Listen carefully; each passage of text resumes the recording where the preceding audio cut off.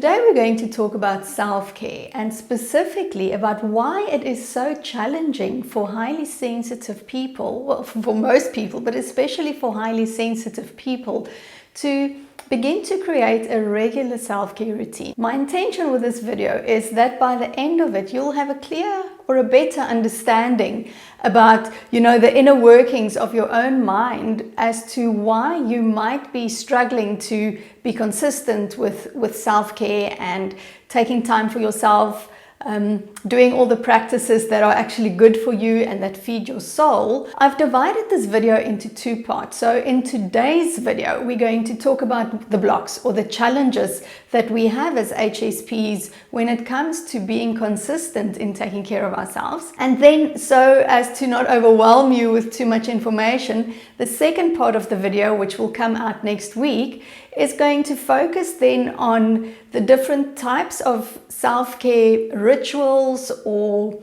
routines that work especially well for us as highly sensitive people. And then I'm also going to take you through a process of how you can begin to make self-care a daily practice. So that's going to be in next week's video, so make sure that you watch that. And then this week we're going to be talking about the blocks or the challenges and maybe even the resistance that we have to taking better care of ourselves. So we know that we're more prone to overwhelm because of our sensory sensitivity. And yet we still don't do what we need in order for us to be able to cope with this overwhelm. And that is typically a symptom of an underlying problem. So there's a reason why we don't do what we know we should. And I want to look at these reasons. So the 5 challenges or blocks that I have to share with you today aren't the only blocks that there are, but these are the ones that I come across most in the work that I do with my clients. They're also some of the ones that have shown up the most in my own life. So I think that they are probably some of the core reasons why we find it so difficult to start new habits or why we find it so difficult to do the things that we know are actually good for us. All right, so let's then talk about the first block or the first challenge that we have, and that is that we think we don't deserve it. We think that we don't deserve to take special time for ourselves. One of the core belief systems that most people in the world struggle with is the thought of not being good enough. The idea of, I'm not good enough. It doesn't matter what I do, it will never be good enough, and so I don't deserve good things to happen to me and to show up in my life. Where does this idea of not being good enough come from? And most likely it is from the messages that we receive as we grow up as children. Don't be such a crybaby, and don't be so sensitive, and why do you overreact like this, and why are you so neurotic? I think one of the key things when it comes to breaking through the core belief that I am not good enough is to begin a journey and an exploration of self-acceptance.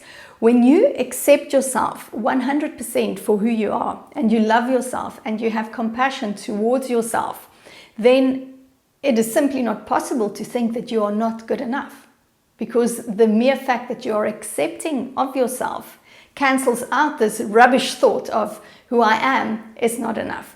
And I've created some videos which I'll link to in the description below around changing limiting beliefs, which you can go and take a look at to help you begin to work through this process of uncovering what are these core beliefs that are sticking, in the bottom of your subconscious mind that is causing you to behave or act in a certain way. So from the perspective then of being highly sensitive, because remember already we're processing and we're overthinking things all the time as a result of being highly sensitive. And because of this, it even makes it more challenging for us to then begin to create things that are good for us if we believe that we are not good enough at our core. Now, the second reason why we don't take better care of ourselves and why we are challenged by creating good, healthy habits is because we hold on to the past. So it works like this. Things happened to me back then that really hurt my feelings and it really affected me in a negative way. And I don't really want to let that go. and to forgive and to move on. Because if I let it go, and if I move on and create a better life for myself, if I let it go, then it is as if what you didn't really count, and it wasn't really so bad in the first place.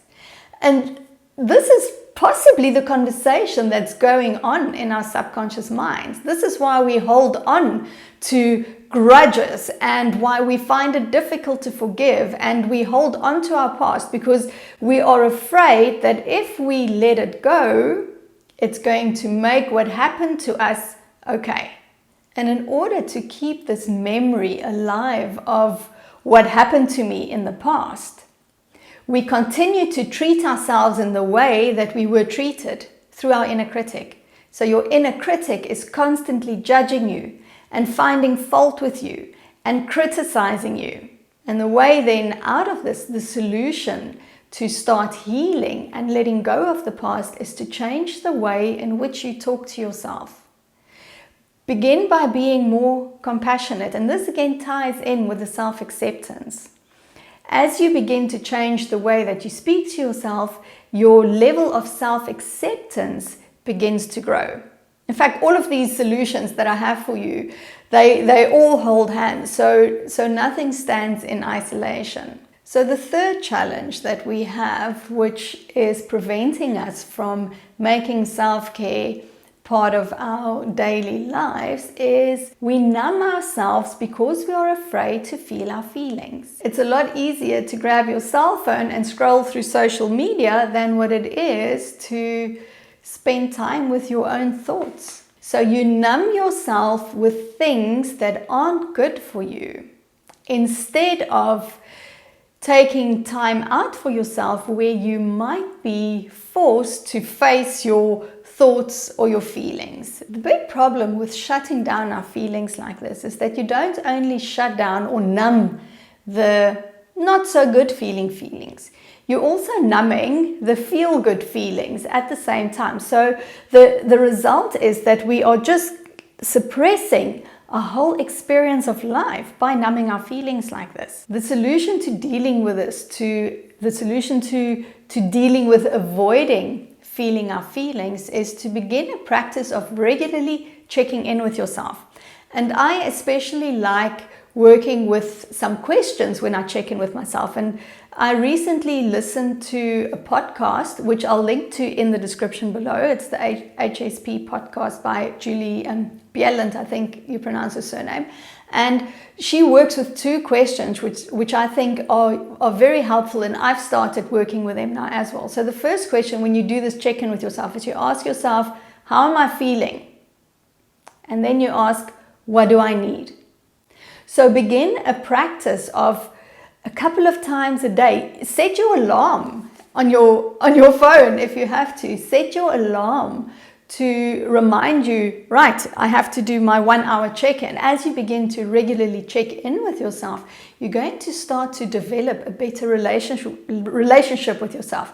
And this is what's going to support you in creating the necessary lifestyle changes to really do the things that are good for you and to take better care of yourself. The fourth challenge that we have as highly sensitive people when it comes to creating regular self-care for ourselves is that we tend to have poor boundaries. And this is because we want to, be there for people and do things for other people, and we don't want to disappoint people. We might feel that, we don't want to be rejected, so we are rather going to always fully show up for other people, and in the process, there's nothing left for ourselves. So it's a good idea here to start looking at your boundaries, to practice how to say no. If just the thought of saying no is already filling you with fear or trepidation, then it tells you that there's some healing to be done around your fear of disappointing people, or maybe even your fear of getting into trouble by speaking your truth and standing up for yourself through saying no. And then the final reason why we have such a challenge as highly sensitive people to make self-care a daily practice or a daily ritual is because we think self-care is selfish. HSPs really want to do good in the world. We really want to be there for other people, and we want to help other people. And this can lead us to thinking that it's not okay for us to take time for ourselves, because if I take time for myself, then I'm taking time away from you.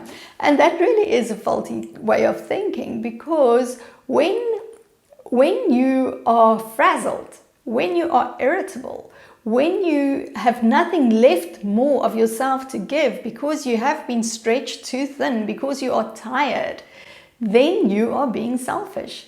Because now you need other people to pick up your pieces. So can you see that by not taking care of your own needs, and by not taking care of yourself and your well-being, you are being selfish?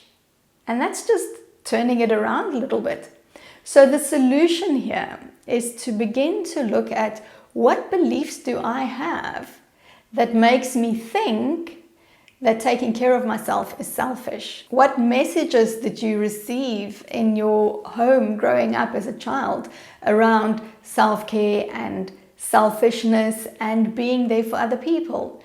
Take a look at these beliefs and see how you can begin to dismantle them. Putting your own oxygen mask on first is a necessity if you want to be there more for the other people in your life. In the video next week, I want to share with you how you can begin to create self-care habits and create self-care rituals for yourself, with the understanding that in order for that to work, in order for you to be able to make self-care a way of life and really begin to take daily better care of yourself, you need to first work with the underlying challenges and blocks that you have, which is what we discussed in this video.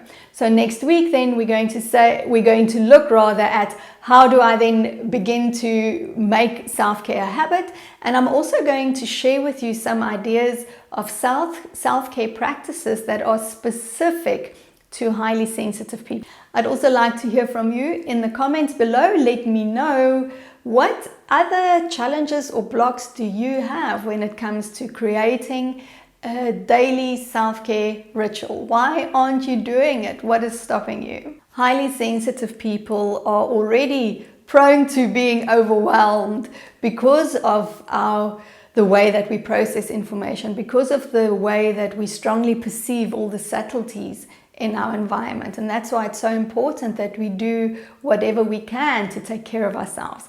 And I really hope that this video has given you some insights. If you've had struggles in the past in creating a consistent self-care routine or a self-care practice, and you maybe didn't know why it was so hard for you to do this, then I really hope that this video has given you some insights and also some ideas as to where you can begin to change that and improve that in your own life. If you've enjoyed this video, please let me know by giving it a thumbs up.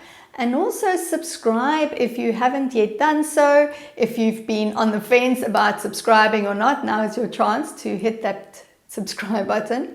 And I also want to ask you to share this with a highly sensitive person that you know. It's so important that we share all of the resources and the information that's available out there on high sensitivity to really support everyone like us who has this trait.